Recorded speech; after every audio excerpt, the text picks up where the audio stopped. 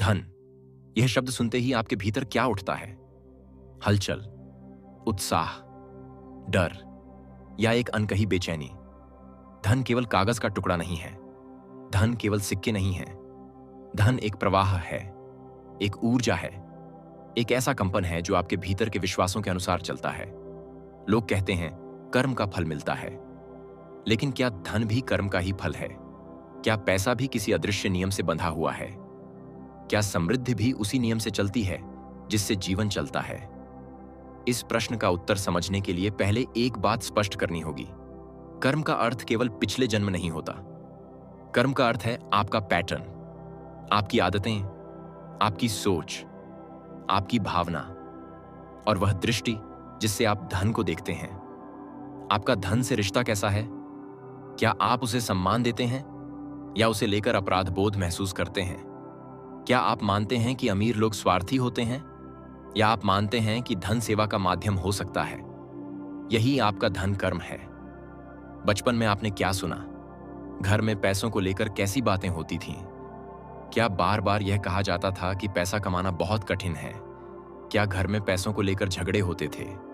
क्या कमी की बातें वातावरण में तैरती रहती थीं? उस समय आप छोटे थे। आपने तर्क नहीं किया, आपने केवल स्वीकार किया, और वही स्वीकृति आज आपका विश्वास बन गई। अब आप बड़े हो गए हैं। आप पैसा चाहते हैं, सफलता चाहते हैं, स्वतंत्रता चाहते हैं, लेकिन भीतर कहीं एक आवाज कहती है, यह आसान नहीं है, यह हमारे लिए नहीं है, यह सुरक्षित नहीं है। यही धन कर्म है। धन केवल बाहर से नहीं आता। धन पहले भीतर अनुमति पाता है। जब तक आप भीतर से धन को स्वीकार नहीं करते, धन आपके जीवन में स्थिर नहीं होता। कई लोग कमाते हैं, लेकिन टिकता नहीं। क्यों? क्योंकि भीतर स्थिरता का विश्वास नहीं है। कई लोग अवसर पाते हैं, लेकिन स्वयं पीछे हट जाते हैं। क्यों? क्योंकि भीतर योग्यता का भाव नहीं है। आप अपने जीवन में जो आर्थिक स्थिति जी रहे हैं, वह केवल बाजार या किस्मत का परिणाम नहीं है। वह आपके भीतर के विश्वासों का प्रतिबिंब है।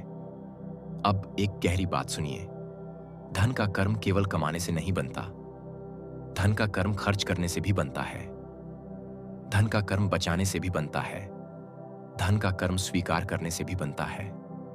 जब आप पैसा खर्च करते हैं, तो क्या आपके भीतर डर उठता है? क्या आपको लगता है कि अब कमी हो जाएगी? या आप सहजता से देते हैं?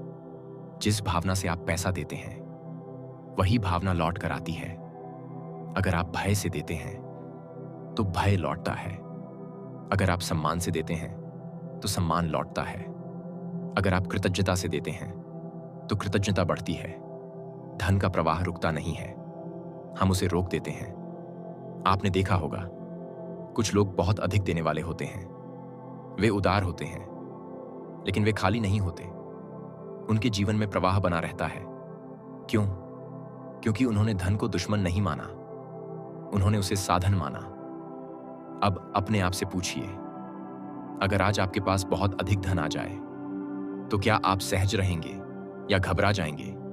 क्या आपको लगेगा कि लोग बदल जाएंगे? क्या आपको लगेगा कि रिश्ते बदल जाएंगे? क्या आपको लगेगा कि जिम्मेदारी बढ़ जाएगी? जो भी डर अभी आपके भीतर आया, वही आपका छिपा हुआ धन कर्म है। अवचेतन मन हमेशा आपको सुरक्षित रखना चाहता है। अगर उसके लिए अधिक धन असुरक्षा का संकेत है, तो वह आपको उससे दूर रखेगा। यही कारण है कि केवल इच्छाएं काम नहीं करती। केवल लिखना पर्याप्त नहीं होता। केवल कल्पना करना पर्याप्त नहीं होता। पहले भीतर का विरोध हटाना होता है। धन के प्रति आपका अपराध बोध भी एक कर्म है। अगर आप सोचते हैं कि आध्यात्मिक व्यक्ति को धन नहीं चाहिए, तो आप स्वयं को दो हिस्सों में बांट रहे हैं। धन और अध्यात्म विरोधी नहीं है। धन चेतना का विस्तार भी हो सकता है। धन सेवा का माध्यम भी हो सकता है। धन स्वतंत्रता का द्वार भी हो सकता है। मुद्दा धन नहीं है, मुद्दा आपका संबंध है। अब समझिए कर्म का गहरा नियम। ऊर्जा घूमकर लौटती है, लेकिन लौटने से पहले वह आपके भीतर के भाव से गुजरती है। अगर आप तुलना में जीते हैं, अगर आप जलन में जीते हैं, अगर आप दूसरों की समृद्धि देखकर भीतर से सिमट जाते हैं, तो आप अपने ही हृदय को बंद कर रहे हैं। और बंद हृदय में प्रवाह नहीं आता। धन आकर्षित करने से पहले हृदय खोलना पड़ता है। कृतज्ञता धन का द्वार है, स्वीकार्यता उसका मार्ग है, योग्यता उसका आधार है। अगर आप भीतर से स्वयं को योग्य नहीं मानते तो आप अवसर को पहचानेंगे ही नहीं।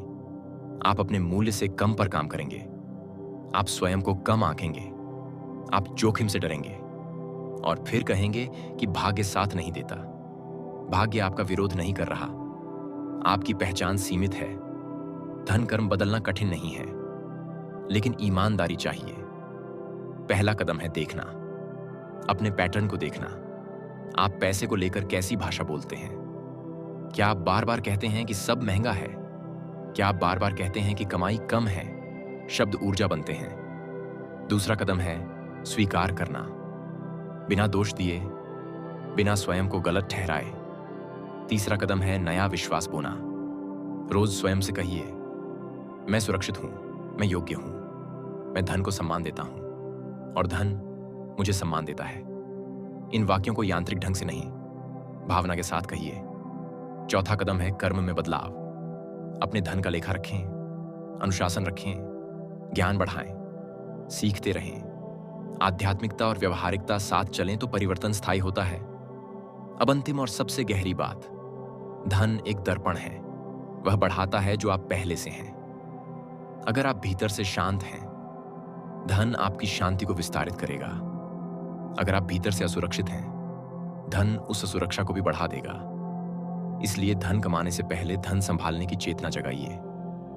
जब आप भीतर स्थिर हो जाते हैं, जब आप धन को साधन मानते हैं, जब आप देने और लेने दोनों में सहज हो जाते हैं, तब धन आपका पीछा नहीं करता, वह आपके साथ चलता है।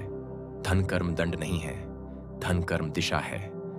आप जो बोते हैं वही उगता है, लेकिन बीज बाहर नहीं, भीतर बोया जाता है। आज से अपने भीतर के बीज बदल दीजिए।